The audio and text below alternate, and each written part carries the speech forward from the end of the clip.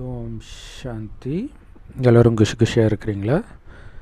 17/6/2024 பாப்தாதா சொல்கிறாங்க, இனிமையான குழந்தைகளே, பாபாவுடைய நினைவின் மூலமாகவும் அவருடைய ஞானத்தை படிக்கிறதன் மூலமாக மட்டும்தான் நமக்கு இரட்டை கிரீடம் கிடைக்கிது.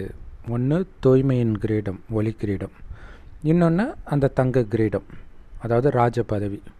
ரெண்டுத்துக்கும் ஆதாரம் என்ன? பாபாவை எந்த அளவுக்கு நினைக்கிறீங்க, பாபாவுடைய முரளியை எந்த அளவுக்கு படித்து தாரணை பண்ணுறீங்க, இதை பொறுத்து தான் இருக்குது. அதனால் லக்ஷ்மி நாராயணன் ஆகணுன்ற அந்த லட்சியம் சதா உங்கள் கண்ணு முன்னாடி தெரிஞ்சுக்கிட்டே இருக்கணும். ஸோ அதை முன்னாடி வச்சு அதற்கேற்ற மாதிரி நான் மாறிட்டேனா, அந்த மகாலட்சுமியை கல்யாணம் பண்ணுறதுக்கு எனக்கு தகுதி வந்துடுச்சா, மகாவிஷ்ணுவை கல்யாணம் பண்ணுறதுக்கு நான் தகுதி, அதாவது அவங்களுக்கு ஈக்குவலாக ஆகிட்டேனா அப்படின்னு தெய்வீக குணங்களை தாரணை பண்ணிக்கிட்டே இருங்க அப்படின்னு பாபா சொல்கிறார். கேள்வி: உலகத்தின் சிருஷ்டிகர்த்தா தந்தை குழந்தைங்களுக்கு எப்படி சேவை செய்கிறார்? பதில்: பாபாவுடைய சேவை, கடவுள் இந்த பூமிக்கு செய்கிற சேவையே குழந்தைகளாகிய உங்களுக்கு எல்லையற்ற ஆஸ்தியாகிய சொர்க்கத்தை கொடுத்து உங்களை சந்தோஷப்படுத்துறது தான். அவரை மாதிரி சுயநலமற்ற சேவை யாருமே பண்ண முடியாது. ஏன்னா யார் எது பண்ணாலும் ஏதோ ஒன்று எதிர்பார்த்து தான் பண்ணுவாங்க. அது இல்லாமல் அவங்களுக்கு பலனும் கிடைக்கும், இப்போவும் கிடைக்கும், எதிர்காலத்திலையும் அடுத்த ஜென்மத்தில் கர்மத்தின் பலனும் கிடைக்கும். ஆனால் பாபாவுக்கு கிடைக்காதுன்னு தெரிஞ்சே அவர் பண்ணுறார். அவர் சொர்க்கத்துக்கு வர மாட்டேன், அதாவது குழந்தைங்களை நாராயணன் ஆக்குறாரு, ஆனால் ஆனதை பார்க்க கூட அவர் வர்றது கிடையாது இல்லையா? ஒரு குழந்தைக்கு கல்யாணம் பண்ணுறத அப்பா அம்மா பார்க்காம இருக்கிறது எவ்வளோ பெரிய கொடுமையானது. ஆனால் பாபா பார்க்க மாட்டார். நம்முடைய மாமியார் வீடு சொர்க்கம் தானே, அங்கே வர்றதே கிடையாது. ஸோ அந்த மாதிரி எல்லையற்ற சேவை யார் பண்ண முடியும்? அந்த எல்லையற்ற தந்தை பிரம்மாவுடைய உடல் அப்படிங்கிற சிம்மாசனத்தை கடனாக எடுத்திருக்கிறார். கடன் எடுத்து நம்மை எஜமானராக்கக்கூடிய ஞானத்தை கொடுக்கிறார். உலக ராஜ்ய சிம்மாசனத்தில் உட்கார வைக்கிறார் நம்மளை. ஆனால் அவருக்குன்னு உடம்பு கூட கிடையாது சொந்தமாக, ஆனால் நம்மளை உலகத்துக்கே அதிபதியாக்குறார். அதை நினைத்து பார்த்தாலே உங்கள் கண்ணில் தண்ணி வரணும் இல்லை? இந்த மாதிரி ஒரு அப்பா என்னை கஷ்டப்பட்டு படிக்க வச்சார் அப்படின்னு சொல்லி அழுகிறவங்களாம் இருக்கிறாங்க. ஆனால் இந்த அப்பாவுக்கு உடம்பே கிடையாது இல்லையா? ஒரு கை இல்லைன்னா ஊனன்றோம், கால் இல்லைன்னா ஊனன்றோம். இவருக்கு உடம்பே கிடையாது. என்னை உலகத்துக்கே எஜமானராக்குறார். நான் தான் ஆக்குனேன் அப்படிங்கிறது நமக்கு அங்கே ஞாபகம் கூட இருக்காது. இப்போ அதை நினச்சிக்கிட்டு இருக்கும்போதே நம்ம உருகி பாபா மேலே அன்பு வைப்போம். அந்த மயிலிறகு உள்ள அந்த சிம்மாசனத்தில் பாபா உட்கார்றது கிடையாது. குழந்தைங்களை தான் மயிலிறகு சிம்மாசனத்தில் உட்கார வைக்கிறார். மனிதர்கள் அந்த சிவனுக்கு பெரிய பெரிய கோயில் கட்டுறாங்க தான். அதனால் பாபாவுக்கு என்ன லாபம்? நம்மளே சொல்லுவோம் தானே, நான் பிச்சைக்காரனாக இருக்கிறேன், என் கோயிலில் கோடியாக கொட்டுறதுனால எனக்கு என்ன லாபம்? அதே தான் பாபாவும் கேட்குறார். பெருசாக சிவன் கோயில் கட்டினா கூட அதனால் பாபாவுக்கு என்ன லாபம்? ஏன்னா சொர்க்கத்தின் ராஜ்ய பாக்கியத்தை அடையிறது குழந்தைகளாகிய நீங்கள் தான் அந்த சுகத்தை அனுபவம் செய்கிறீங்க அப்படின்னு சொல்கிறார். இந்த கேள்வி பதிலையே ஒரு நாள் ஃபுல்லாக நம்ம நினச்சிக்கிட்டே இருந்தாலே அவ்வளவு போதை வரும். சுயநலமில்லாத சேவை செய்கிறாரு. தனக்குன்னு உடல் கூட இல்லாத ஒருவர் நம்மை ராஜ சிம்மாசனத்தில் மிக அழகிய உடலை நமக்கு பெற்றுக் கொடுக்கிறார். மிஞ்சி போனால் அவருக்கு கோயில் கட்டுரும். அதனால் அவருக்கு என்ன கிடைக்க போகுது? ராஜ சிம்மாசனத்தின் சுகத்தை நீங்கள் தான் அனுபவம் செய்ய போகிறீங்க அடுத்த 2500 வருஷத்துக்கு. அது மட்டும் இல்லை, இந்த குணங்கள் கடைசி வரைக்கும் உங்களை காப்பாற்றும். பாபாவுடைய அந்த தெய்வீக குணங்கள் இருக்க நீங்கள் நல்லா இருப்பீங்க. அந்த குணம் குறைய நமக்குள்ள துக்கம் வர ஆரம்பிக்கும், பாவம் செய்ய ஆரம்பிப்போம். ஓம் சாந்தி. இனிமையிலும் இனிமையான ஆன்மீக குழந்தைங்களுக்கு பாபா சொல்கிறாங்க, உங்களை ஆத்மான்னு உணர்ந்து தந்தையாகிய என்னை நினைவு செய்யுங்க. ஓம் சாந்தி. அப்படிங்கிறதுடைய அர்த்தமே நான் ஆத்மா, என்னுடைய சுயதர்மம் அமைதின்றது தான். என்னுடைய தந்தை சிவ பரமாத்மான்றது தான்.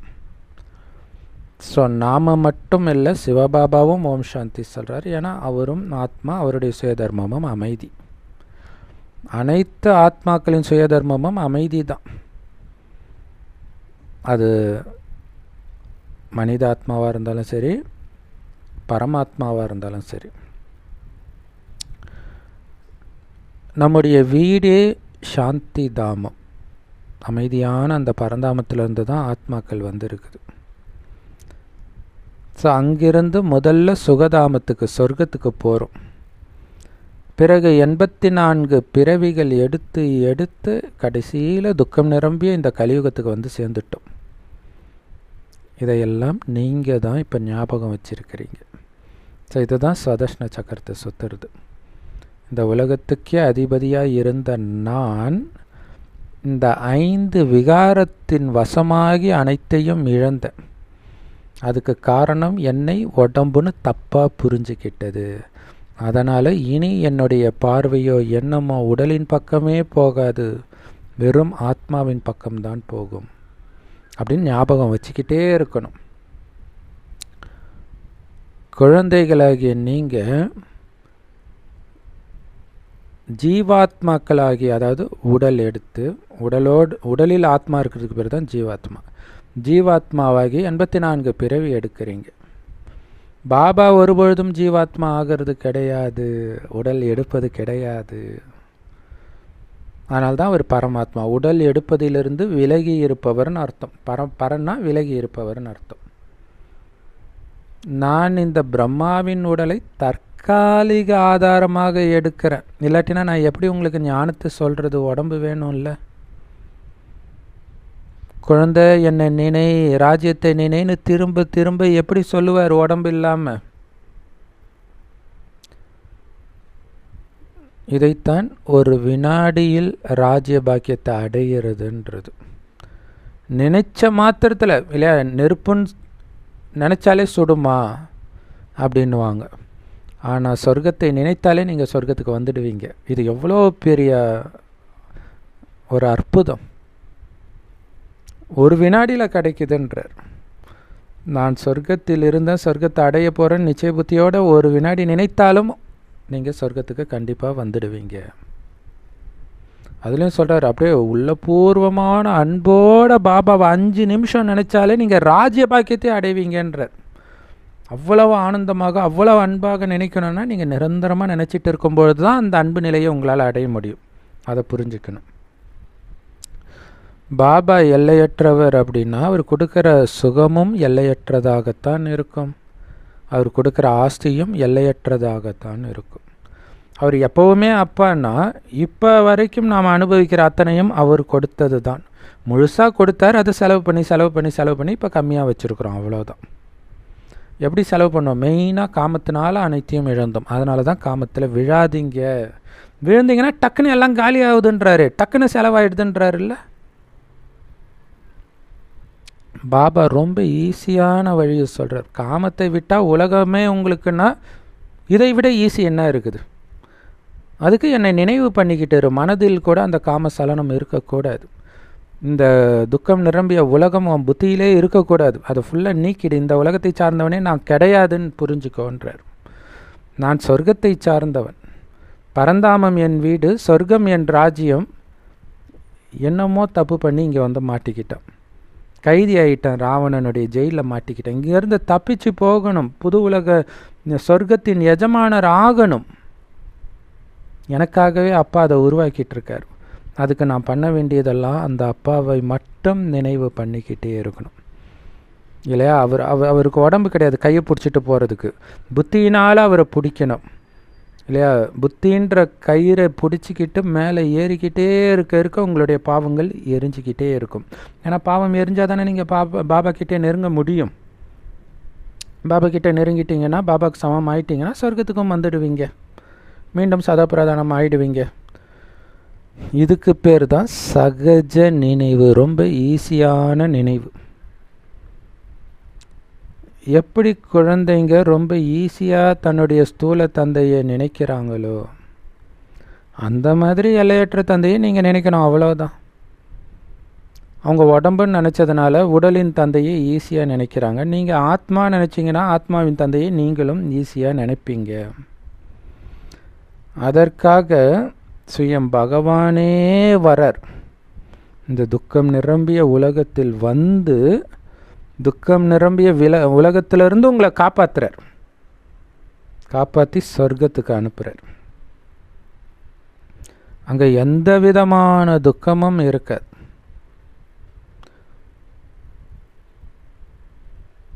அந்த டைட்டானிக் கப்பலில் உடஞ்சி மூழ்கும் பொழுது சின்ன சின்ன கப்பலில் வந்து அங்கே இருக்கிறவங்கள காப்பாற்றுற மாதிரி தான் இப்போ ஒட்டுமொத்த உலகம்ன்ற படகு மூழ்கிட்டு இருக்குது, வந்து காப்பாற்றுறார். ஏறு, இந்த படகுல ஏறு, சங்கமிகன்ற படகுல ஏறு. மூழ்கிட்டு இருக்கிற படகு பக்கம் மறுபடியும் எதுக்கு குதிக்கிற? அந்த படத்தில் ஹீரோயின் குதிப்பாளே, அந்த மாதிரி ஏன் குதிக்கிற? அவள் கூட மூழ்கிற படகுல குதிக்க மாட்டான்னு நினைக்கிறேன், வெளியில் தான் குதிப்பா. கரெக்ட், சரி. ஆனால் அந்த படகு கூட மூழ்கலாம், ஆனால் இந்த படகு மூழ்காது. ஏன்னா சத்தியன்ற படகு ஆடும் அசையும் மூழ்காது. இந்த படகு எங்கே இட்டுட்டு போக போகுது? துக்கம்னா என்னன்னே தெரியாத உலகம், திரும்புகிற பக்கமெல்லாம் சொர்க்கம்.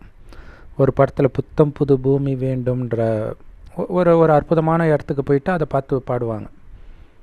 அதெல்லாம் விட பல கோடி மடங்கு அற்புதமான உலகம் சொர்க்கத்துக்கு போகிறோம். ஸோ போகிறதுக்கு ரொம்ப ஈஸியான வழி சொல்கிறார். பட்டினி கிடக்க தேவையில்ல, ராம் ராம் ஜபிக்க தேவையில்ல, இமயமலை போ தேவையில்ல, கோயில் கோலன்னு அலைய தேவையில்ல. நீ எங்கே போகணுமோ அந்த சாந்தி தாமத்தை நினைவு பண்ணு, அந்த புது உலகத்தை நினைவு பண்ணு. ரெண்டுத்தையும் சொல்கிற பாபாவை நினைவு பண்ணு, அவ்வளவுதான். ஒரு கண்ணில் முக்தி தாமம், ஒரு கண்ணில் ஜீவன் முக்தி தாமம் இல்லையா? பாபா இருக்கிற வீடு சொர்க்கத்தை நினைக்கிறீங்க, அதை பாபாவோட சேர்த்து அங்கே நினைங்க. சாரி, பரந்தாமத்தை நினைக்கிறீங்க. அடுத்தது நீங்கள் போக போகிற சொர்க்கத்தை, பாபா நமக்காகவே உருவாக்குனா அந்த சொர்க்கத்தை நினைக்கிறீங்க.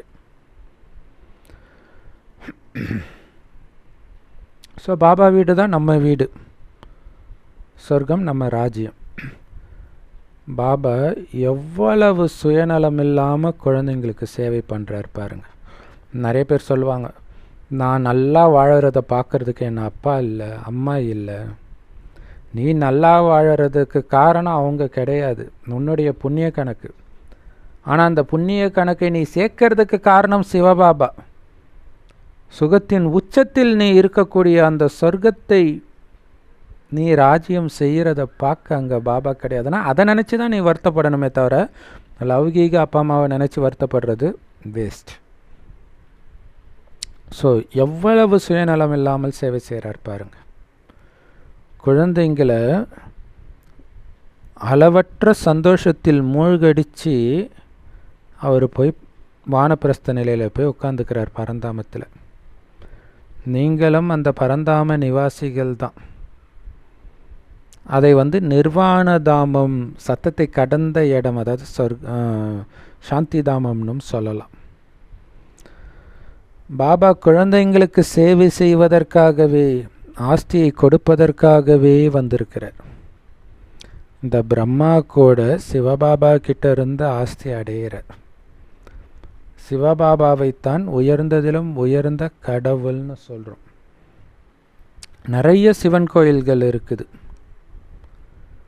அவருக்கு அப்பாவும் கிடையாது, ஆசிரியரும் கிடையாது இல்லையா? கடவுள் உயர்ந்ததிலும் உயர்ந்தவர், உயர்ந்ததிலும் உயர்ந்த ஆஸ்தியை நமக்கு கொடுக்குறாரு, அவர் அனுபவிக்கிறது கிடையாது. அதுக்கு நன்றி தெரிவிக்கிற வகையில் நீங்கள் சிவன் கோயிலை கட்டுறீங்க, ஆனால் அதனால் பாபாவுக்கு என்ன லாபம்? ஸோ அதனால தான் அவர் எதையும் அனுபவிக்காதவர். நீங்கள் சிவலிங்கத்துக்கு பாலை ஊற்றுனா என்ன, தேனை ஊற்றுனா என்ன, பாபா அதை ஒன்றும் அனுபவிக்க போகிறது கிடையாது. அந்த சிவபாபாவுக்கு அப்பா கிடையாது. உலகத்துக்கே அப்பா அவர், ஆனால் அவருக்கு அப்பா கிடையாது. உலகத்துக்கே ஆசிரியர் அவர், அவருக்கு ஆசிரியர் கிடையாது. அவருக்கு தானாகவே இந்த உலகத்துடைய முதலிடை கடை பற்றிய ஞானம் இருக்குது. எங்கேருந்து அவருக்கு வந்துச்சு? ஏதாவது வேத சாஸ்திரத்தை படித்தாரா? முதல்ல வேத சாஸ்திரத்துலையும் கிடையாது அந்த ஞானம். அப்போ தானாகவே அவர் ஞானத்தின் கடலாக இருக்கிறார். அதனால தான் சுயம்புன்னு சொல்கிறது. இது தெரியாமல் மனிதர்கள் என்ன நினச்சிக்கிறாங்க, அங்கே தானாக லிங்கம் வந்துச்சுன்னா சுயம்பு லிங்கம்னு பேர் வச்சுக்கிறாங்க. அதுக்கு அர்த்தம் அது கிடையாது. தானாகவே ஞானத்தின் கடலாக இருக்கிறதுனால அவர் சுயம்பு. ஸோ அவர் ஞானத்தின் கடல் மட்டும் கிடையாது, அமைதியின் கடல், ஆனந்தத்தின் கடல். பாருங்கள், கலியுகம் துக்கம் நிரம்பிய உலகத்தில் வந்தாலும் அவருடைய அமைதி கொஞ்சம் கூட கெடலை, அவருடைய சந்தோஷம் கொஞ்சம் கூட கெடலை. இதுதான் முக்கியமான விஷயம். நம்மளால் அப்படி இருக்க முடியுதா? ஒரு விஷயத்தை திரும்ப ஒரு தடவை கேட்டால் சொல்லுவோம்.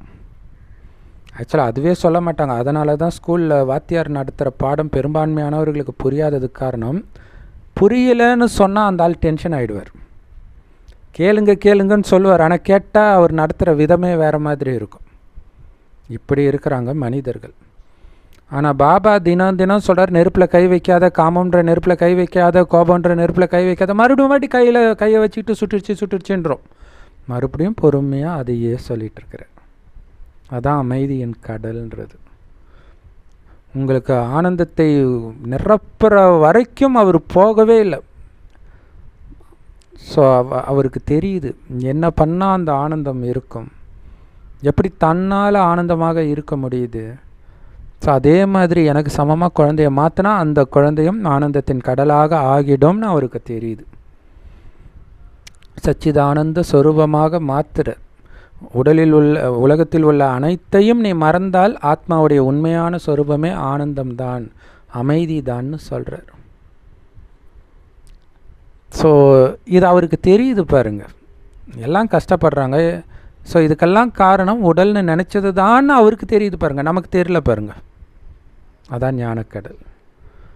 ஸோ அப்பாவுடைய மகிமைக்கும் தெய்வீக குணம் கொண்ட மனிதர்கள், அதாவது சொர்க்கத்தின் தேவதைகளுடைய மகிமைக்கும் இரவு பகலுக்கான வித்தியாசம் இருக்குது. நாம் இப்போ பாபா கிட்ட இருந்து ஞானத்தை பெற்று தெய்வீக குணங்களை தாரணை பண்ணி தேவதையாகிறோம். ஆனால் பாபாவுக்கு எப்பவுமே தெய்வீக குணம் இருக்கும். சொர்க்கத்தில் தேவதை குணமுள்ள நாம மறுஜன்மம் எடுத்து அசுரர்களாக மாறிடுறோம். பாபா ஞானம் எடுக்கிறதுக்கு முன்னாடி நம்ம அசுர குணம் நிரம்பியவர்களாக தானே இருந்தோம். இப்போவுமே அது நம்ம விட்டு போகாமல் தானே இருக்குது. ஸோ பாபா மட்டும்தான் அசுரர்களாகிய உங்களை தேவதையாக்க முடியும். அவருடைய கடமை தான் இது. ஸோ உங்களுடைய லட்சியம் வச்சிட்டார். லக்ஷ்மி நாராயணன் தான் உங்களுடைய லட்சியம். அதை முன்னாடி வச்சு அந்த லக்ஷ்மியை அடைவதை லட்சியமாக வைத்து லக்ஷ்மியை போல உங்களுடைய குணத்தை மாற்றிக்கோங்க. நீங்கள் கண்டிப்பாக மிக உயர்ந்த காரியத்தை பண்ணி இருக்கணும். லக்ஷ்மி நாராயணனா இந்த கல்பத்தின் தொடக்கத்தில் ஆகி இருந்தீங்கன்னா முந்தைய கல்பத்தில் நீங்கள் அந்தளவு உயர்ந்த கர்மத்தை போன சங்கமயுகத்தில் பண்ணி இருக்கணும்.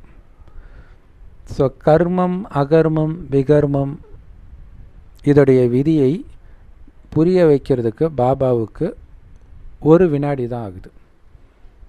ஸோ இதை புரிய வைக்கிறதன் மூலம் அனைத்தும் புரிஞ்சிடுது. உலகம் எப்படி சொர்க்கமாக இருந்தது? புண்ணிய கர்மம் பண்ணுறவங்க மட்டும் இருந்ததுனால அது சொர்க்கம். பாவ கர்மம் பண்ணுறவங்க மட்டும் இருக்கிறதுனால அது நரகம். மீண்டும் சொர்க்கமாக்கணும்னா புண்ணிய கர்மத்தை மட்டும் பண்ணு. என்ன ஆனாலும் சுற்றி இருக்கிறது பாவ கர்மம் நிரம்பிய உலகம். பாவத்தை செய்ய தூண்டுவாங்க. நான் செய்ய மாட்டேன், புண்ணிய கர்மத்தை மட்டுமே பண்ணுவேன், தெய்வீக குணத்தை மட்டுமே வெளிப்படுத்துவேன், நீ இருந்தால் சொர்க்கத்துக்கு வந்துடுவேன். இவ்வளோதான், எல்லாமே வந்துடுது ஞானம் இதில். பாபா சொல்றார், இனிமையிலும் இனிமையான குழந்தைகளே, உங்களுடைய பாகத்தை நீங்கள் நடித்து தான் ஆகணும். நான் பரந்தாம வீட்டிலே இருக்கிறேன், நடிக்க மாட்டேன்னுலாம் சொல்ல முடியாது. ஏன்னா அனாதியாக இந்த அழிவற்ற பாகம் உங்களுக்கு கிடைச்சிருக்குது. ஒவ்வொரு கல்பத்திலும் இந்த கல்பம் என்ன நடிச்சிங்களோ அதையே தான் திரும்ப திரும்ப நடிப்பீங்க. இந்த சுகதுக்கத்தின் விளையாட்டை நீங்கள் பல முறை விளையாடி இருக்கிறீங்க. இந்த உலகத்தின் எஜமானராக நீங்கள் பல முறை ஆகி இருக்கிறீங்க.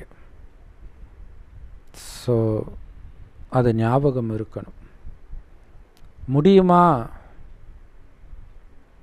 அந்த டவுட்டே வரக்கூடாது. கிருஷ்ணர் சொல்கிறார் இல்லையா, அவங்களெல்லாம் நீ ஏற்கனவே கொன்னுட்ட, ஏன் பயப்படுற அப்படின்னு அர்த்தம். உலக ராஜ்யத்தை நீ ஏற்கனவே வென்றுட்ட.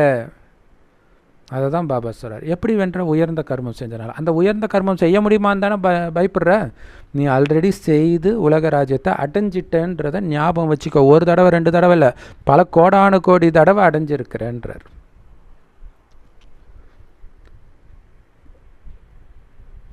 ஸோ அந்த அளவுக்கு உயர்ந்தவராக பாபா நம்மளை மாற்றுறார்.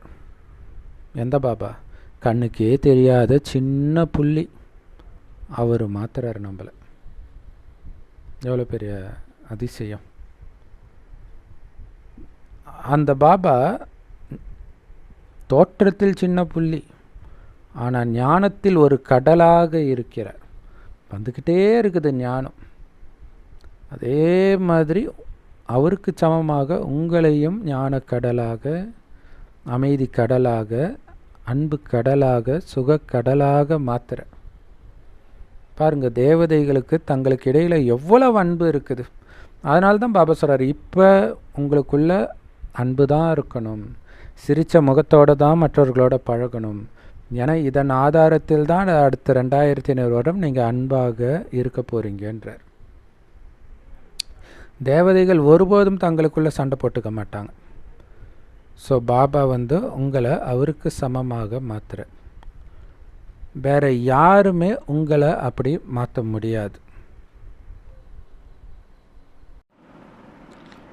ஸோ ஒருபொழுதும் தேவதைகள் தங்களுக்குள்ளே அடிச்சிக்காததுக்கு காரணம், பாபா தனக்கு சமமாக நம்மை மாற்றி தேவதையாக்குறதுனால தான். வேற யாராலையும் அந்த மாதிரி மாற்ற முடியாது. கலியுகத்து மனிதனை அப்படி மாற்ற முடியுமா? இந்த உலகமே இவங்கெல்லாம் பூட்ட கேஸு அப்படின்னு ஒதுக்கப்பட்டவர்கள் நாம். நம்மை தான் எடுத்து கோபுரத்தில் வைக்கிறார் பாபா. ஸோ அது எல்லா மதங்களிலுமே அது தெரியும். பைபிள்லாம் பார்த்திங்கன்னா ரொம்ப பலகீனமானவனை எடுத்து ராஜாவாக்குவார், ஒரு பெரிய படையை ஜெயிக்க வைப்பார். ஸோ அந்த மாதிரி தான் பாபா பண்ணுறார். மற்றபடி காரியங்கள் எல்லாம் இந்த ஸ்தூல உலகத்தில் தான் நடக்குது. முதலில் ஆதிசநாதன தேவி தேவதா தர்மம் மட்டும்தான் இருக்கும் 2500 வருஷத்துக்கு. பிறகு தான் இஸ்லாமிய தர்மம், புத்த தர்மம் இதெல்லாம் இந்த உலக மேடையில் நடிக்க வருது. அவங்கவுங்க வரிசை கிரமமாக நடிக்கிறாங்க. ஆனால் முழுசாக 84 பிறவிகள் எடுக்கிறது தேவதை தர்மத்தை சார்ந்த நீங்கள் மட்டும்தான். ஆத்மாவும் பரமாத்மாவும் வெகு காலமாக பிரிஞ்சிருந்தது அப்படின்னு சொல்லப்படுது. பாபா சொல்கிறாரு, இனிமையிலும் இனிமையான குழந்தைகளே, இந்த உலகத்தில் முதலில் பாகத்தை நடிக்க வந்தவர்கள் நீங்கள் தான்.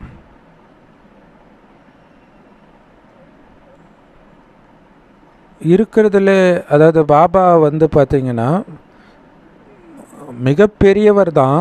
ஆனால் அவர் இந்த பூமிக்கு வர நேரம் ரொம்ப ரொம்ப கம்மியான நேரம், வெறும் 100 வருடம் தான். இவர் ஒரு பழைய செருப்புன்றார். பிரம்மா பாபாவை பழைய செருப்புன்னு சொல்கிறார். எப்போ ஒரு ஆணுடைய மனைவி இறக்குறாளோ அப்போ அவன் சொல்லுவானா, ஆமாம் பழைய செருப்பு போயிடுச்சு, புது செருப்பு தேடிக்க வேண்டியது தானே அப்படின்னு இன்னொரு கல்யாணம் பண்ணிக்குவானோ. அந்த மாதிரி பிரம்மா பாபாவும் இப்போ பழைய செருப்பு ஆகிட்டார். ஆனால் அந்த பழைய செருப்பில் தான் பாபா வராரு. அதுதான் அது. அப்போ அதை எதுக்கு பாபா சொல்கிறாருன்னா, ஒரு பக்கம் ஆண்கள் இப்படி இருக்கிறாங்கன்னு பாபா சொன்னாலும் பாபா எப்படி இருக்கிறாரு பாருங்க இல்லையா. இன்றைக்கி மனுஷன் கூட ரொம்ப அழகான பெண்ணாக, புத்திசாலி பெண்ணாக, நல்லா சம்பாதிக்கிற பெண்ணாக, ஏன்னா இப்போ அதெல்லாம் கூட எதிர்பார்க்குறோம். வயசு சின்ன பொண்ணாக இப்படி தான் எதிர்பார்க்குறோம் கல்யாணம் பண்ண. ஆனால் பாபா எந்த உடலை எடுக்கிறாரு பார்த்திங்கன்னா, இருக்கிறதுலே ரொம்ப பழைய செருப்புன்றார் பிரம்மா பாபா உடல். அதை எடுக்கிறார். 84 பிறவி நடிச்சிருக்கிறாருன்னா அந்த ஆத்மா எவ்வளோ சோர்ந்து போயிருக்கும் யோசிச்சு பாருங்க. அந்த ஆத்மாவை எடுக்கிறார். அவர் மட்டும் இல்லை, உங்கள் எல்லாருக்கும் இது பொருந்தும். அப்போ பழைய செருப்பு தான் அழித்து வச்சு பாபா வந்து ஞானத்தையே கொடுக்குறார்.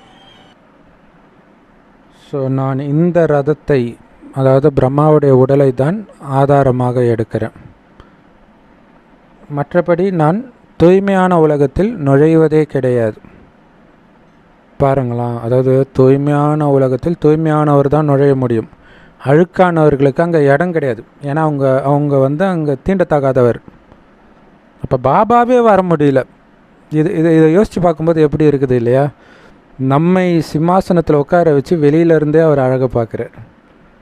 பார்க்கவும் மாட்டார். நீங்கள் இப்போ அழுக்காக இருக்கிறீங்க, அதனால தான் என்னை தூய்மையாக்க வாங்க பாபான்னு கூப்பிடுறீங்க. ஸோ போக போக உங்களுடைய இந்த நினைவு பலன் நிரம்பியதாக மாறிடும். எப்போ இந்த பழைய உலகம் முடிய வேண்டிய நேரம் வருதோ அப்போ தான் நான் வருகிறேன். ஸோ அப்போ தான் நீங்கள் இவ்வளோ நாள் கூப்பிட்டதற்கான பலன் கிடைக்குது. அவர் வரார். ஸோ அவர் வராருனாலே உலகழிவு ஸ்டார்ட் ஆகுதுன்னு அர்த்தம்.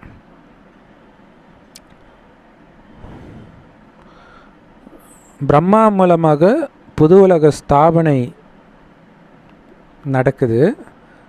பிரம்மா மூலம் அப்படின்னா வெறும் பிரம்மா மூலம் மட்டும் கிடையாது. பிரம்மாவுடைய குழந்தைகளாகிய பிரம்மகுமாரிகள் மூலமாகவும் புது உலகம் ஸ்தாபனை செய்யப்படுது. ஏன்னா முதல்ல இருக்கிறதே இந்த உச்சிக்குடி பிராமணர்களாகிய நீங்கள் தான். அதுக்கப்புறம்தான் தேவதைன்றார். அங்கே வந்து பூஜை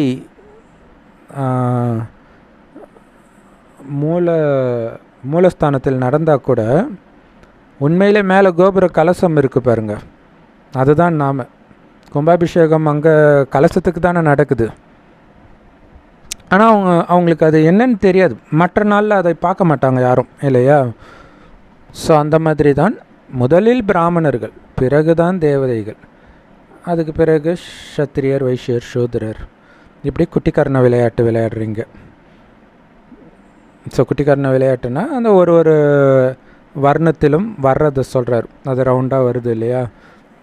பிராமணன், தேவதை, சத்திரியர், வைஷ்யன், சூத்ரன், மறுபடியும் பிராமணன், சத்திரியன், இப்படி திரும்ப திரும்ப வர்றதுனால அதை குட்டிக்கர்ண விளையாட்டுன்றார்.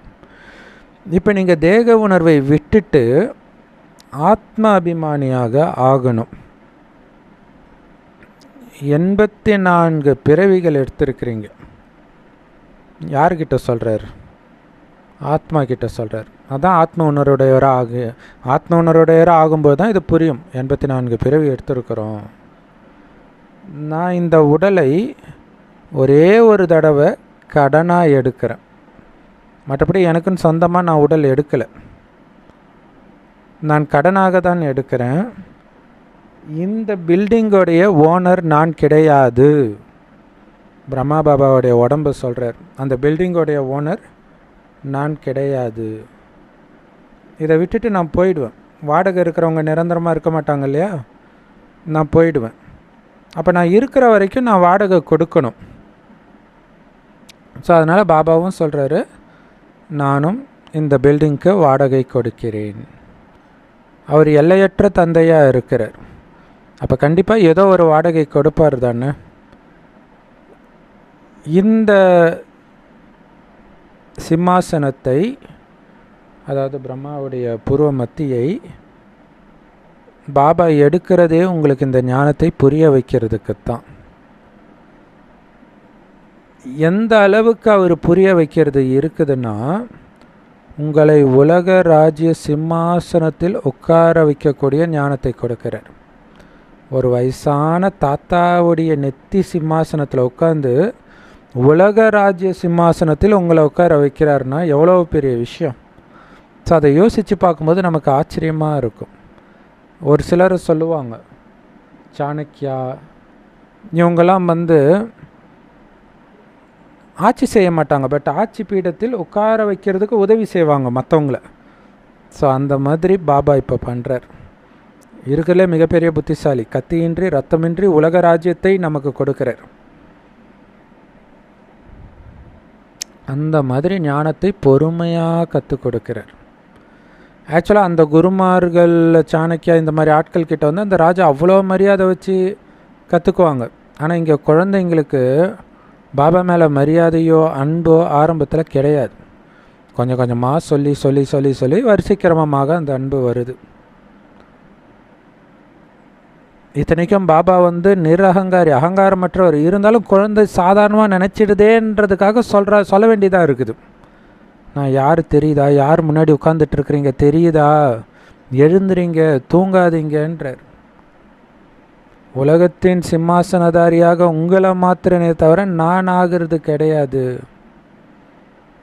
அந்த மயிலிறகு உள்ள சிம்மாசனத்தில் உங்களை நான் உட்கார வைக்கிறேன். ஸோ அப்படிப்பட்ட சிவத்தந்தையின் நினைவாக கட்டப்பட்டது தான் இந்த சோமநாதர் ஆலயம். அதில் வந்து வைர வைடூரியம் பதித்த ஆலயமே கட்டினால் கூட அதனால் பாபாவுக்கு என்ன நன்மை? அங்கே ஜடச்சிலை சிவலிங்கம் வைக்கிறாங்க, அவ்வளோதான். மற்றபடி உயிரோட்டமாக சொர்க்கத்தின் சுகத்தை குழந்தைகளாகிய நீங்கள் தான் அனுபவிக்கிறீங்களே தவிர நான் ஒருபோதும் சொர்க்கத்துக்கு போகிறது கிடையாது. பிறகு எப்போ பக்தி ஸ்டார்ட் ஆகுதோ அப்போ இந்த மாதிரி கோயில்களை கட்டுறதுக்கு எவ்வளவு செலவு பண்ணுறீங்க? இருந்தாலும் திருடர்கள் வந்து அதை கொள்ளையடிச்சிட்டு போயிடுறாங்க. ராவண ராஜ்யத்தில் உங்களுடைய செல்வம், பணம் எல்லாத்தையும் காலி பண்ணிடுறீங்க. இப்போ அந்த மயிலிறகு சிம்மாசனம் இருக்குதா என்ன? அந்த தூய்மையான சிம்மாசனம் இருக்குதா என்ன? பாபா சொல்கிறார், முகமது கஜினி வந்து நீங்கள் எனக்காக கட்டிய கோயிலை எல்லாம் கொள்ளையடிச்சிட்டு போயிட்டான். பாரதம் மாதிரி அனைத்தும் நிரம்பி வழிகிற தேசம் எதுவுமே கிடையாது. அதேமாரி பாரதம் மாதிரி தீர்த்த ஸ்தலமாக வேறு எந்த இடமும் மாற முடியாது. இல்லை, மெக்காவுக்கு போகிறாங்க, இமயமலைக்கு, சரி இமயமலை கூட பாரதத்திலே வந்துடுது, பட் வேறு எதுவும் மாற முடியாதுன்ற. குறிப்பாக பாபா பாரதம்னு சொல்கிறது அந்த டெல்லி சார்ந்த சொர்க்கத்தை தான் பாபா சொல்கிறார். அந்த மாதிரி தீர்த்த ஸ்தலம் எதுவும் கிடையாது. ஆனால் இன்றைக்கி அதே டெல்லி வந்து அவ்வளோ பொல்யூஷன் இருக்குதுன்றாங்க, பயங்கரமாக துர்நாற்றம் வீசுதுன்றாங்க. மும்பையில் ஏதோ ஒரு புயல் மாதிரி வந்து அப்படியே ஊர் ஃபுல்லாக மங்கலாயிடுச்சுன்றாங்க. சொர்க்கமாக இருந்த இடம் இன்றைக்கி எப்படி ஆயிடுச்சு பாருங்கள். இன்றைக்கி இந்து தர்மத்தில் வந்து நிறைய தீர்த்த ஸ்தலங்கள் இருக்குது. ஆனால் பாபா எங்கே வந்து எல்லாருக்கும் சத்கதி கொடுத்தாரோ அதுதானே தீர்த்த ஸ்தலமாக மாறணும். ஆனால் இதுவும் நாடகத்தில் ஏற்கனவே பதிவாகி இருக்குது. இதை புரிஞ்சிக்கிறது ஈஸியாக இருந்தாலும் நீங்கள் வரிசைக்கிரமமாக தான் புரிஞ்சுக்கிறீங்க. ஏன்னா ராஜ்யம் உருவாகுது இல்லை, எல்லாரும் ராஜாராணி ஆகிட மாட்டாங்க இல்லையா? ஸோ வரிசைக்கிரமம் கண்டிப்பாக இருக்குது. லக்ஷ்மி நாராயணனைத்தான் சொர்க்கத்தின் எஜமானர்கள்னு நம்ம சொல்லுவோம். அவங்க தான் இருக்கிறதுலே உத்தம புருஷர்கள். அவங்கள நாம் தேவதைகள்னு சொல்கிறோம். யார் தெய்வீக குணங்கள் உடையவர்களாக இருக்கிறாங்களோ அவங்கள தான் நம்ம தேவதைகள்னு சொல்லுவோம். யார் உயர்ந்ததிலும் உயர்ந்த தேவதா தர்மத்தை சார்ந்தவர்களோ அவங்க இல்லற மார்க்கத்தை சார்ந்தவர்கள்.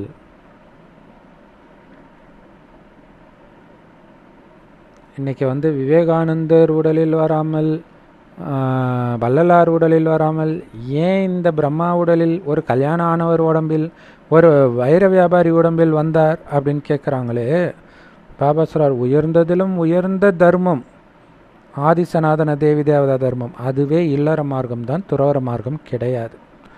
அந்த இல்லற மார்க்கம் இன்றைக்கி கீழான நிலை அடைஞ்சதுனால தான் அதை மீண்டும் உயர்ந்ததாக மாற்றுறதுக்கு பாபா வரார். அது தூய்மையான இல்லற மார்க்கமாக இருந்ததுக்கு காரணம் நீங்கள் மட்டும்தான் அங்கே இருந்தீங்க. உங்களை கெடுக்கிறதுக்கு யாரும் வரல. உங்களை இரட்டை கிரீடதாரியாக ஆக்குனது பாபா. அந்த 2 கிரீடத்தையும் உங்கள் தலையிலிருந்து இறக்குனது இந்த ராவணன். பாருங்கள், இப்போ யார் தலையிலையும் எந்த கிரீடமும் கிடையாது. ஒரு சில இனத்தில் தலையில் துணியை போட்டுக்கிறாங்க, தொப்பியை போட்டுக்கிறாங்க. கிரீடம் யார் தலையிலையும் கிடையாது. ஸோ செல்வத்தின் கிரீடமும் கிடையாது, தூய்மையின் கிரீடமும் கிடையாது. ராவணன் 2 கிரீடத்தையும் இழக்க வச்சுட்டான். பாபா வடநாட்டிலையாவது அந்த வெள்ளை தொப்பி சிங்குக்காரங்க வந்து அந்த மாதிரி போடுறாங்க. தமிழ்நாட்டில் அதுவும் கூட கிடையாதுங்க பிரதர். கரெக்டு தான் சிஸ்டர், இங்கே அதுவுமே கிடையாது. அது மட்டும் இல்லை, சரி தலையில் முடியாவது இருக்குன்னா அதுவும் கிடையாது. அதுவும் வழுக்கை ஆகிட்டீங்கன்னு பாபாவே சொல்லுவார். ஸோ எல்லாத்தையும் இழந்துட்டோம் நாம். ஸோ தூய்மை இழந்ததுனால அனைத்தையும் இழந்துட்டோம். காரணம் இந்த ராவணன். பாபா வந்து நமக்கு மீண்டும் 2 கிரீடத்தையும் கொடுக்கிறார். எப்படி? நினைவின் மூலமாகவும் இந்த படிப்பின் மூலமாகவும். அதனால தான் கடவுள் வழிகாட்டியாகி நம்மை விடுவித்தார் இந்த துக்கம் நிரம்பிய உலகத்திலிருந்து அப்படின்னா மகிமை செய்யப்படுது. அதனால தான் உங்களுக்கு பாண்டவர்கள்னு பேர். பாண்டா அப்படின்னா வழிகாட்டின்னு அர்த்தம் ஹிந்தியில். ஸோ பாண்டா தான் பாண்டவர்கள் அப்படின்னு சொல்லப்படுது. பாண்டவர்களும் கௌரவர்களும் யாதவர்களும் இப்போ என்ன பண்ணிட்டு இருக்கிறாங்க? எல்லாருமே கடவுளே வந்து எங்களை இந்த துக்கம் நிரம்பிய உலகத்திலிருந்து காப்பாற்றி உங்கள் கூடவே அழைச்சிட்டு போங்கன்னு தான் சொல்கிறாங்க. ஆனால் அவர் வரும்பொழுது அவர் அடையாளம் கண்டுக்கிட்டு அவர் சொல்கிறத கேட்குறது பாண்டவர்களாகிய நாம் மட்டும்தான். பாபா மட்டும்தான் சத்தியகண்டமாகிய சொர்க்கத்தை ஸ்தாபனை பண்ணுறார். ராவணன் இதை பொய்யான கண்டமாக மாற்றிடுறான். அவங்க சொல்கிறாங்க ஸ்ரீ கிருஷ்ண பகவானுடைய மகா வாக்கியம் அப்படின்ட்டு. பாபா சொல்கிறாரு சிவபகவானுடைய மகா வாக்கியம். பாரதவாசிகள்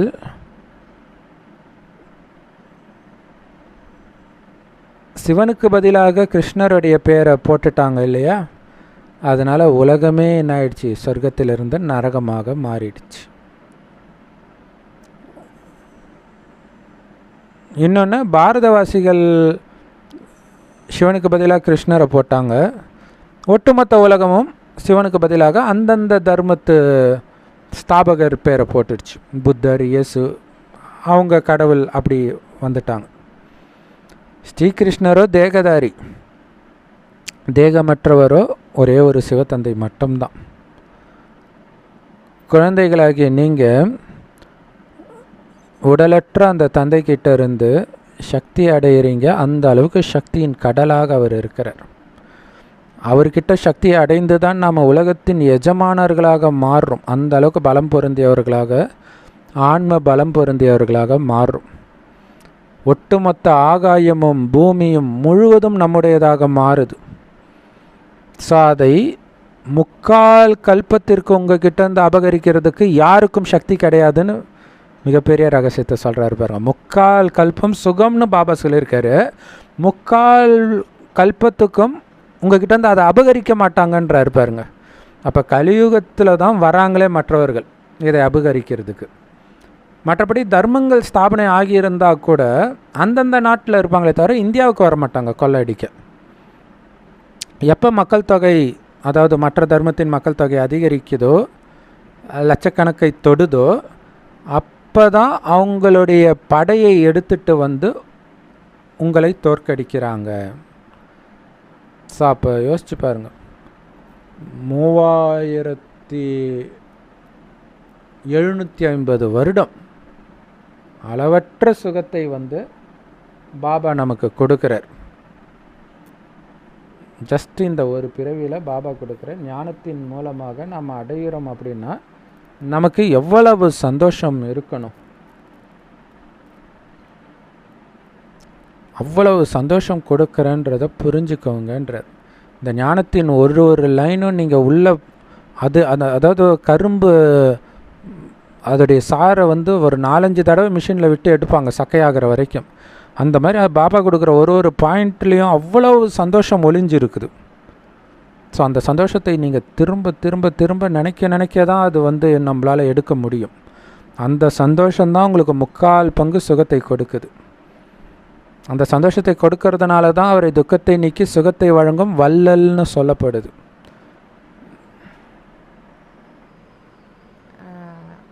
அதனால தான் பிரதர் இப்போ இருக்கிற மாயாவை பார்த்து பயந்துட்டு பாபாவை விட்டுட்டு போயிடாதீங்க போயிடாதீங்க அப்படின்னு சொல்லிகிட்டே இருக்கிறார். ஏன்னா 3/4 பங்கு சுகம் வருது. இப்போ கலியுக கடைசியில் தான் நம்ம பண்ண அந்த தூய்மை இழப்பின் காரணமாக தான் கொஞ்சம் கஷ்டப்படுறோம். அந்த கஷ்டத்தினால என்ன பண்ணிடுறோம், பாபா எதுவுமே ஹெல்ப் பண்ண மாட்டேங்கிறார் அப்படின்ட்டு பாபாவே டிவர்ஸ் பண்ணிட்டு போயிடுறோம். நம்ம அது பண்ணக்கூடாது. மாயாவை பார்த்து பயப்படக்கூடாது. ஏன்னா 3/4 பங்கு சுகத்தை நம்ம அனுபவிக்கிறோன்னு பாபா சொல்கிறாரு இல்லைங்களா. அதெல்லாம் நம்ம யோசித்து பார்த்தோம் அப்படின்னா மாயாவை நம்ம ஈஸியாக வெல்றதுக்கு இது ஒரு பாயிண்ட்டாக இருக்குங்க பிரதர். Super sister. ஆக்சுவலாக ஒரு சகோதரி ரொம்ப ஏழை, அவங்க கை குழந்தை தான் இருக்குது. அவங்க அக்கா மூலமாக அவங்களுக்கு அந்த ஞானம் கிடைச்ச உடனே நான் தூய்மையாக தான் இருப்பேன் அப்படின்னு சொன்னோடனே அவங்க புருஷன் தண்ணி அடிச்சுட்டு ரோட்டில் போட்டு அடிக்கிறான், அசிங்கமாக திட்டுறான். அவங்க சொல்கிறாங்க, முடியவே முடியாது, நான் தூய்மையாக தான் இருப்பேன். அப்போ நீ வீட்டை விட்டு போ, எனக்கு அதை பற்றி கவலை கிடையாது. ஏன்னா உனக்காக நான் இத்தனைக்கும் அந்த அவர் ரோட்டில் கடை வச்சுருக்கிறாரு, அது இந்த மனைவியும் சேர்ந்து தான் வேலை செய்யணும். ஆனால் 3750 வருடம் மகாராணி மாதிரி வச்சுருக்கக்கூடிய சொத்தை இப்போ நீ சொல்கிறன்றதுக்காக நான் இழக்க தயாராக இல்லைன்னாங்க. இத்தனைக்கும் படிப்பறிவு இல்லாதவங்க அந்த சிஸ்டர். இப்போ யோசிச்சு பாருங்கள், அந்த தைரியம் பெண்களுக்கு வேணும்னு தான் சொல்கிறது. கல்வி கொடுத்தாச்சு, ஆண் செய்கிற மாதிரி பெண்ணும் வேலை செய்ய போகிறாங்க, அவ்வளோதான். ஆக்சுவலாக எல்லா வேலையுமே பெண்களுக்கு தான் முன்னுரிமை கொடுக்குறாங்க, ப்ரைவேட்டும் சரி, பப்ளிக்கும் சரி, கவர்மெண்ட்டும் சரி. இருந்தாலும் தைரியம் வைக்கலைன்னா நீங்கள் எப்படி கடவுளை குற்றம் சொல்ல முடியும்? என் கணவனை அனுமதிக்க மாட்டுறாரு. சொந்த காலில் நிற்கிறதுக்கு தானே லௌகிக அப்பாவே நமக்கு படிப்பு கொடுத்துருக்குறாங்க. ஸோ அதுக்கு தான் இதை சொல்கிறார். 3/4 பங்கு உங்ககிட்ட இருந்து இப்போ கணவன் நிரந்தரமா? எந்த நேரம் வேண்டுமானாலும் உயிர் போகலாம், எந்த நேரம் வேணாலும் படுத்த படுக்கையில் ஆகலாம், அவனை நீங்கள் பார்த்துக்க வேண்டிய நிலைமைக்கு தள்ளப்படலாம். அதுக்காக பாபாவை கொடுக்குற சொத்தை நீங்கள் இழப்பீங்களா? ஒன்றும் இல்லை, உங்கள் லௌகீக அப்பாவுடைய சொத்தை கணவன் வேண்டான்னு சொன்னால் நீங்கள் விட்டுருவீங்களா? இப்போ யோசிச்சு பாருங்கள். பாபா நமக்கு அவ்வளவு அளவற்ற சந்தோஷத்தை கொடுக்கிறார். உங்கள் முன்னாடி உட்கார்ந்து கர்மத்தின் விதியை, அகர்மம் விகர்மம், இதன் விதியை நமக்கு புரிய வைக்கிறார். இதன் மூலமாக அனைத்தையும் நாம் புரிஞ்சுக்கிறோம். ஏன்னா இந்த கர்மத்தின் விதி மூலமாகத்தான் என்ன கர்மம் செய்து நான் சொர்க்கத்தை அடையிறதுன்றதை கற்றுக்கிறீங்க. எந்த கர்மம் செய்ததினால் அனைத்தையும் இழந்தன்றதை தெரிஞ்சுக்கிட்டு அந்த கர்மத்திலேருந்து விலகி இருக்கிறீங்க, காமத்திலிருந்து குறிப்பாக விலகி இருக்கிறீங்க. ராவண ராஜ்யத்தில் நீங்கள் செய்கிற அனைத்து காரியங்களும் பாவ காரியங்களே. தங்க யுகத்தில் நீங்கள் செய்கிற அனைத்து காரியங்களும் அகர்மம். அதில் கர்மத்தின் விளைவு இருக்காது. நீங்கள் நல்ல கர்மம் தான் செய்ய போகிறீங்க, பட் அதுக்கு பலன் இருக்காது. ஏன்னா பலன் கொடுத்துக்கிட்டே இருந்தால் சொர்க்கமாகவே கடைசி வரைக்கும் இருக்கும். அப்போ மற்ற தர்மத்துக்காரங்க இங்கே வரவே முடியாது. பதிகளுக்கெல்லாம் மேலான பதின்னு சொல்லப்படக்கூடிய அந்த சத்குருவை நீங்கள் கண்டுபிடிச்சிட்டீங்க. ஸோ அதுக்கு என்ன அர்த்தம்? ஏன் பதிகளுக்கெல்லாம் மேலான பதின்னு சொல்கிறாங்க? ஒரு மனைவிக்கு எல்லாமே கணவன் தான், ஆனால் அந்த கணவனுக்கே எல்லாம் கடவுள் தான் இல்லையா? மனைவி எப்படி கணவனையே ஆதாரமாக பிடிக்கிறாளோ அந்த கணவனே கடவுளைத்தான் ஆதாரமாக பிடிக்கிறான். ஆனால் தான் பதிகளுக்கெல்லாம் மேலான பதி. ஏன்னா அனைத்து கணவன்மார்களும் அந்த ஒருவரைத்தான் நினச்சிட்டு இருக்கிறாங்க. ஸோ அவரே கிடைத்த பிறகு அழியக்கூடிய கணவனை பிடிச்சிக்கிட்டு அழிவற்ற கணவனை கைவிடுறவங்க எவ்வளோ பெரிய முட்டாள். பாபா சொல்கிறார். ஏன்னா அந்த மாதிரி நிறைய பேர் விட்டுட்டு போயிடுறாங்க. அதுதான் எவ்வளோ அற்புதமான நாடகம் இதுன்றார்.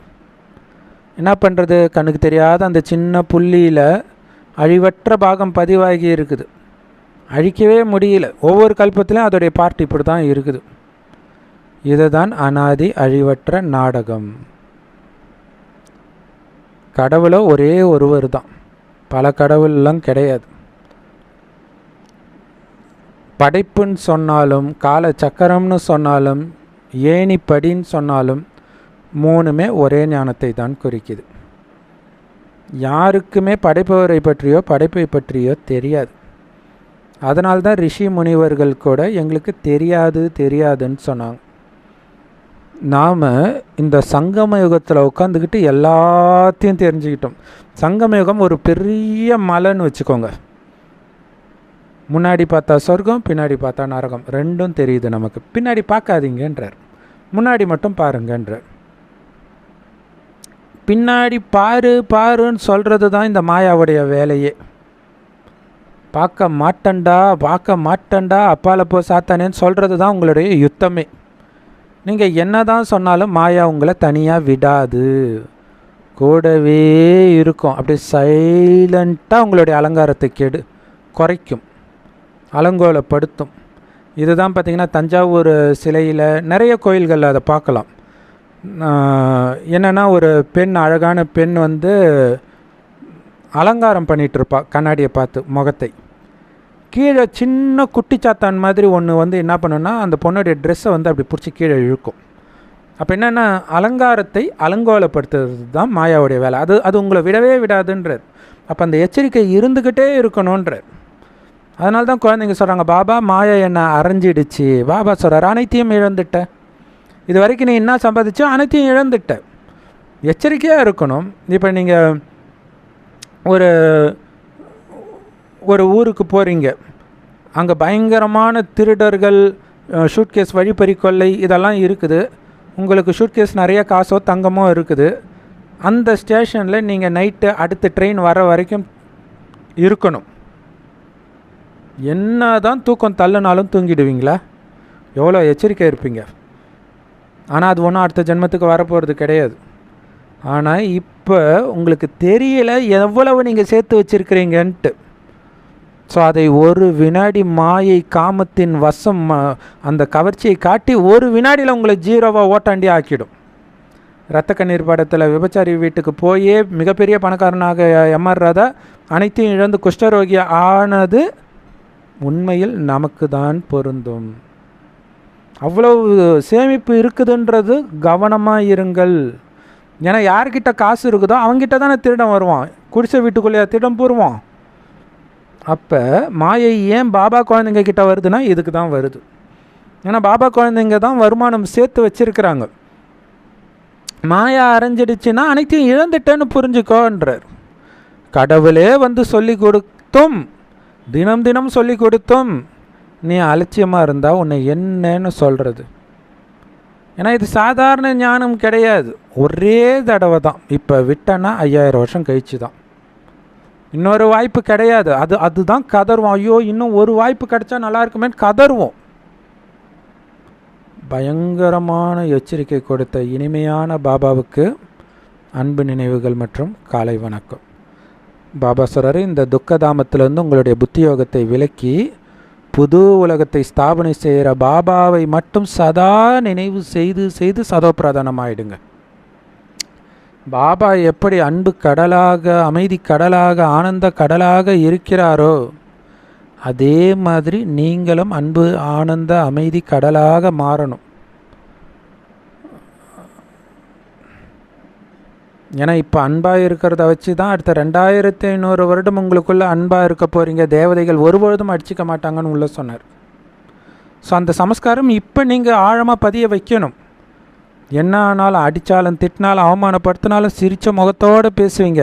சரியான லூசு பிள்ளருக்குன்னு அவன் நினைப்பான். ஆனால் நீங்கள் எவ்வளோ பெரிய புத்திசாலின்னு பாபாவுக்கு தெரியும். ஏன்னா சொர்க்கம் மட்டும்தான் உங்கள் கண்ணுக்கு தெரியுது. அந்த சமஸ்காரம் மட்டும்தான் உங்களுடையதாக இருக்குது. நேற்று வரலட்சுமி சிஸ்டர் அவ்யக்த முரளி எடுக்கும்போது பாபா சொல்லியிருந்தார் இல்லையா, இறந்த பிறகு இதுக்கு முன்னாடி இருந்த எதுவுமே உங்களது கிடையாது, எல்லாமே மறந்துடணும் பொழுது புது ஜென்மம் எடுத்த பிறகு பழைய சமஸ்காரம் எப்படி உங்ககிட்ட இருக்குது? அப்போ இன்னும் சாகலையான்னு கேட்குறேன். அதான் மர்ஜீவா வாழ்க்கை வாழுங்கன்றார். உயிரோடு இருந்துகிட்டே கலியுகத்தின் அனைத்து சமஸ்காரத்துக்கும் உறவுக்கும் எதுக்கும் எனக்கும் சம்பந்தம் கிடையாது. இப்போ எனக்கு தெரிஞ்சதெல்லாம் பாபா மட்டும்தான், எனக்கு தெரிஞ்சதெல்லாம் பாபா சொல்லி கொடுக்கறது மட்டும்தான். அப்போ அவருடைய குணம் தானே என்னுடைய குணமாக இருக்கும். கலியுகத்தின் விஷயத்தை பார்த்து நான் கெட்டு போகிறேன்னா, கலியுகத்திலிருந்து இறந்து ஒரு பாபாவுடையவராக மாறிய பிறகு, பாபா மட்டுமே என்னுடைய உலகமாக மாறிய பிறகு அவருடைய குணம் தானே என்னுடைய குணமாக இருக்கும். கர்மத்தின் விதியை புரிந்து கொண்டு, அகர்மம் விகர்மம் பற்றிய ரகசியத்தை தெரிந்து கொண்டு, சதா மிக உயர்ந்த சுகம் கொடுக்கக்கூடிய கர்மத்தை மட்டுமே செய்து ஸ்ரீ நாராயணன் ஆகுங்கள்.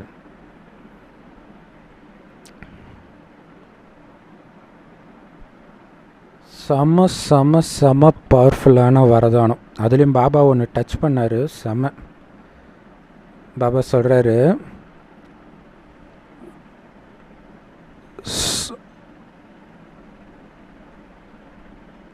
சந்தோஷத்தின் பாடலை பாடுவதன் மூலமாக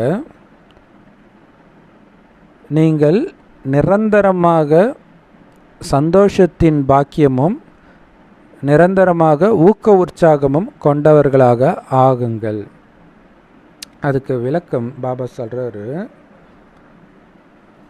நீங்கள் மிக மிக பாக்கியசாலி குழந்தைங்க. ஏன்னா நீங்கள் அடையிற வெற்றி சாதாரண வெற்றி இல்லை, 2500 வருடத்துக்கு நின்று பேசுகிற வெற்றி, அழிவற்ற வெற்றி. எப்படி அடைஞ்சிங்க அந்த வெற்றியை? அனாதியான யுக்தியினால் அடைஞ்சிங்க, நிரந்தரமான யுக்தியினால் அடைஞ்சிங்க. இதுதான் ரொம்ப ரொம்ப ரொம்ப முக்கியமான விஷயம். நீங்கள் பார்த்தீங்கன்னா புத்த மதத்தில், நிறைய மதங்களில் அந்த தியானம் பண்ணுறது உட்கார்ந்த இடத்த விட்டு எழுந்திரிக்காமல் 1 நாள் 2 நாள் 3 நாள் எல்லாம் அந்த ஜபமாலையை உருட்டிக்கிட்டு நான் யார் நான் யார் அல்லது ஏதாவது ஒரு மந்திரம் சொல்லிக்கிட்டே இருப்பாங்க. ஆனால் அதனால் எந்த பிரயோஜனமும் கிடையாது. அதுக்கே அவங்க அப்படி இருக்கிறாங்க அப்படின்னா, இங்கே நீங்கள் எந்த அளவுக்கு உங்கள் மனதில் பாபா இப்போ சொல்ல போகிற மந்திரத்தை சொல்லிக்கிட்டே இருக்கிறீங்களோ அந்த அளவுக்கு அழிவற்ற வெற்றி. நிரந்தரமாக 1 நாள் 2 நாள் இல்லை, இந்த யுகம் ஃபுல்லாக. அது என்னது? அந்த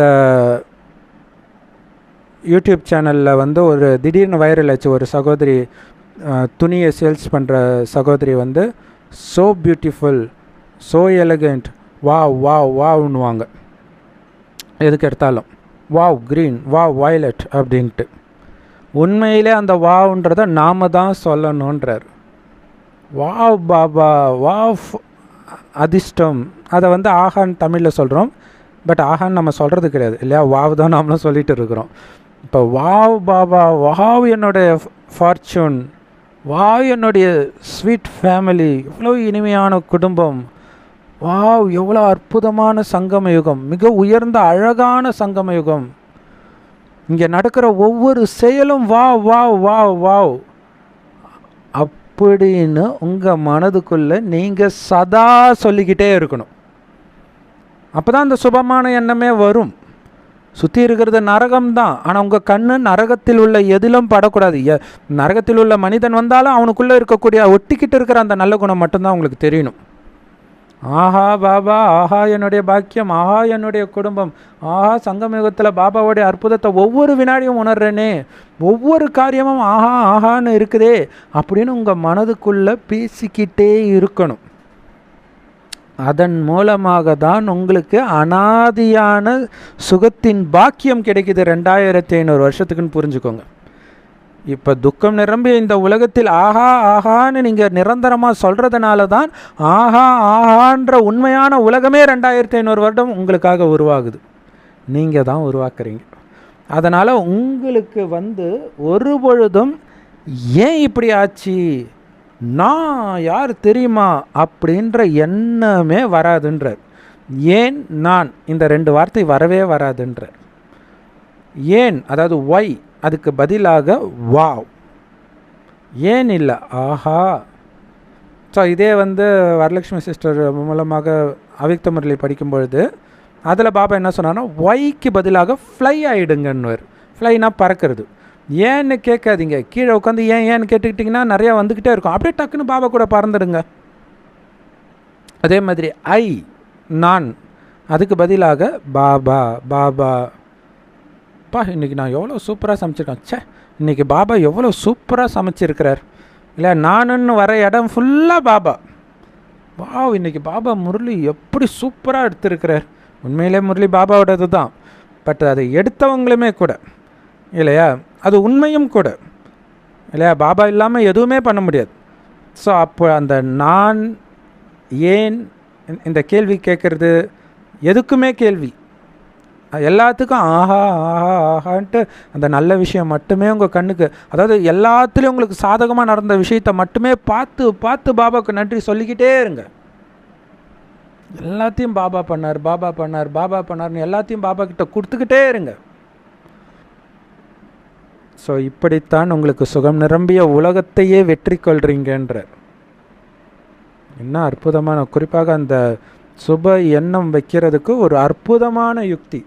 நைட்டெல்லாம் ஓம் நம சிவாய எழுதுவாங்க சிவராத்திரி அப்போ. அதேமாரி ஸ்ரீ ராமஜெயம் எழுதுவாங்க, நல்லா படிப்பு வரணுன்ட்டு நோட்டு மேலே நோட்டாக போட்டு நானே எழுதியிருக்கிறேன் சின்ன வயசில். அதுக்கு பதிலாக இதை மனதுக்குள்ளே சொல்லிக்கிட்டே இருங்கன்றார். எவ்வளோ சூப்பர். ஸோ அதுக்காக பாபா குழந்தைங்க பாட்டு கூட போட்டாங்களே, ஆஹா நன்றி பாபா நன்றின்ட்டு. சரி, ஸ்லோகன்.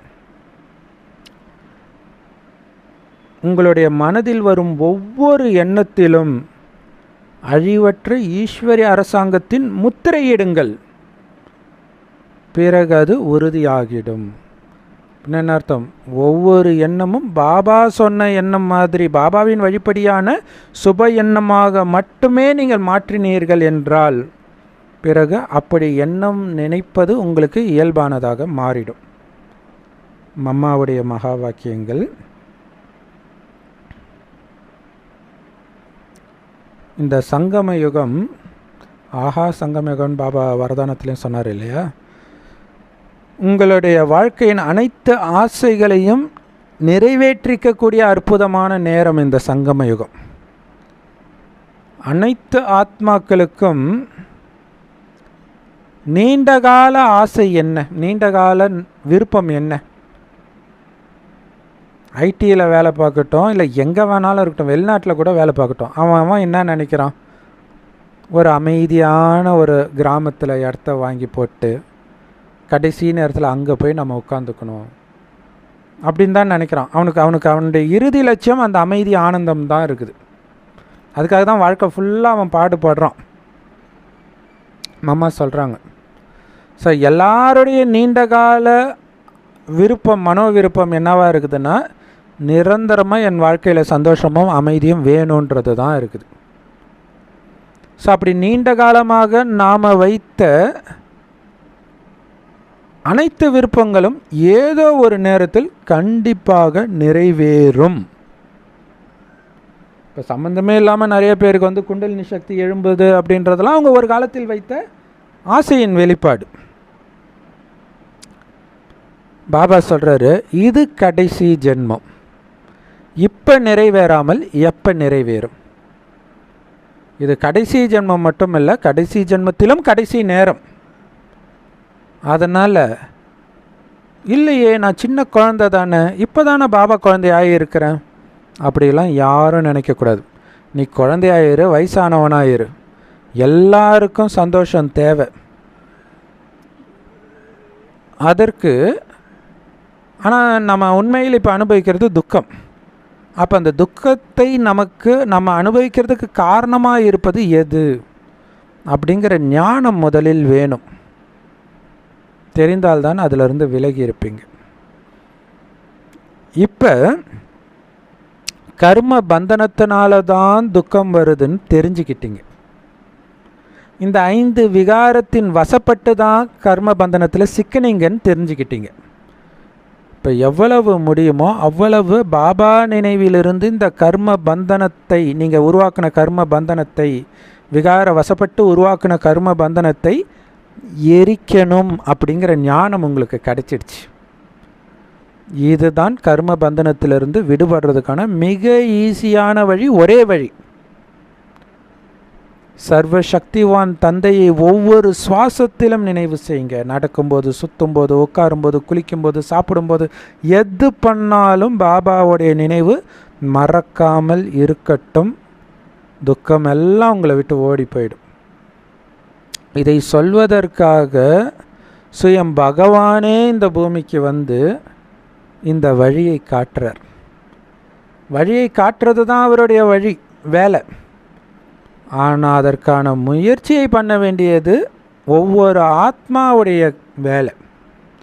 அலட்சியமாக இருந்தால் அதோடைய பலனை நீங்கள் தான் அனுபவிக்க போகிறீங்க. லட்சியமாக எடுத்து முயற்சி செஞ்சீங்கன்னா அதோடைய பலனையும் நீங்கள் தான் அனுபவிக்க போகிறீங்க. வழிகாட்டுறது மட்டும்தான் கடவுளுடைய வேலை. அப்பாவாக, டீச்சராக, குருவாக 3 ரூபத்திலும் வந்து கடவுள் நமக்கு ஆஸ்தியை கொடுக்குறார்.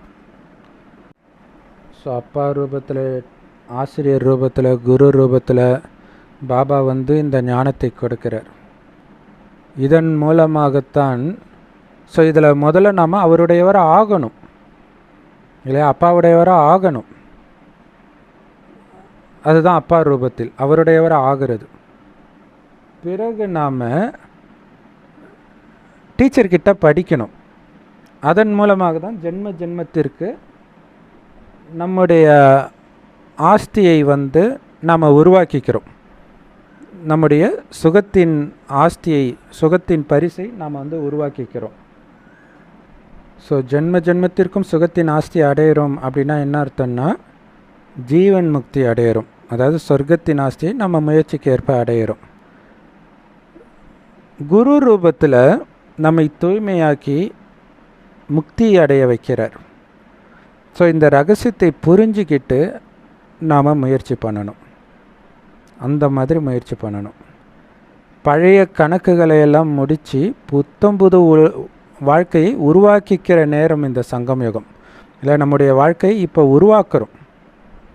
இந்த நேரத்தில் உங்களுடைய முயற்சிக்கு ஏற்ப நாம் வந்து ஆத்மாவை தூய்மைப்படுத்துகிறோம். ஆத்மாவில் புத்தம் புதிய பதிவுகளை நாம் உருவாக்குறோம். அது முழு கல்பம் நடக்க போகுது இல்லையா. இப்போ வண்டி வந்து ஓவராலிங் பண்ணுறாங்கன்னுவாங்க, சர்வீஸ்க்கு விடுவாங்க. ஸோ அந்த மாதிரி ஆத்மாவை சர்வீஸ்க்கு விடுறோம் பாபா கிட்ட வந்து. அடுத்த 5000 வருஷத்துக்கு இது தாங்கணும். அந்த மாதிரி மிக அற்புதமான குணங்களை நீங்கள் ரெக்கார்ட் பண்ணணும். ஏன்னா முழு கல்பத்துடைய அனைத்து விஷயங்களும் இந்த நேரம் நீங்கள் சம்பாதிக்கிற வருமானத்தை பொறுத்து தான் இருக்குது. ஏன்னா கடைசி வரைக்கும் பாபாவுடைய குணங்கள் உங்களோட எந்த அளவுக்கு ஒட்டிக்கிட்டு இருக்குதோ அந்த அளவுக்கு தான் நீங்கள் நல்லா இருக்க முடியும். ஸோ அப்போ 5000 இப்போ நீங்கள் அலட்சியமாக இருந்தால் 5000 வருடமாக அப்படி தான் இருக்கும். பாபா அம்மா சொல்கிறாங்க, இந்த நேரம் மட்டும்தான் உங்களுக்கு சிருஷ்டியுடைய முதல் இடைக்கடை ஞானம் கிடைக்கிது. அப்போ முதலில் நாம் தேவதையாக இருந்தோம்னா இப்போ நாம் தேவதை ஆகணும். அப்படி முன்னேறி போகக்கூடிய ஏறும் கலை இப்போ நடந்துட்டு இருக்குது.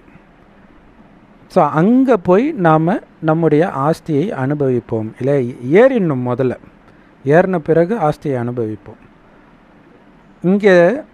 அங்கே வந்து தேவதைகளுக்கு அடுத்தது என்ன நடக்கும்னு தெரியாது. இப்போ நமக்கு தெரியும் சுகத்தின் உச்சத்துக்கு நாம் போகிறோன்னு. ஆனால் அங்கே போன பிறகு என்ன ஆகும்னு அவங்களுக்கு தெரியாது. அதாவது கொஞ்சம் கொஞ்சமாக இறங்குவாங்கன்னு அவங்களுக்கு தெரியாது. ஒருவேளை அவங்களுக்கு முன்கூட்டியே சுகத்திற்கு பிறகு துக்கம் வரும்னு தெரிந்தால், ஐயோ நம்ம விழ வேண்டி இருக்கோன்ற அந்த கவலையினாலேயே அவங்களால அந்த சுகத்தை அனுபவிக்க முடியாது. அதனால தான் பாபா அந்த ஞானத்தை அங்கே மறைச்சிடுறார், புத்தியிலிருந்து அழிச்சிடுறார். கடவுளுடைய நியமம் உருவாக்கப்பட்டு இருக்குது. என்ன அப்படின்னா, மனிதர்கள் எப்பவுமே ஏறுறதுக்கு முயற்சி பண்ணிக்கிட்டே இருக்கிறாங்க. சந்தோஷத்துக்காக முயற்சி பண்ணிக்கிட்டே இருக்கிறாங்க. சம்பாதிக்கிறது எல்லாமே சந்தோஷத்துக்காக தானே பண்ணிகிட்டு இருக்கிறாங்க.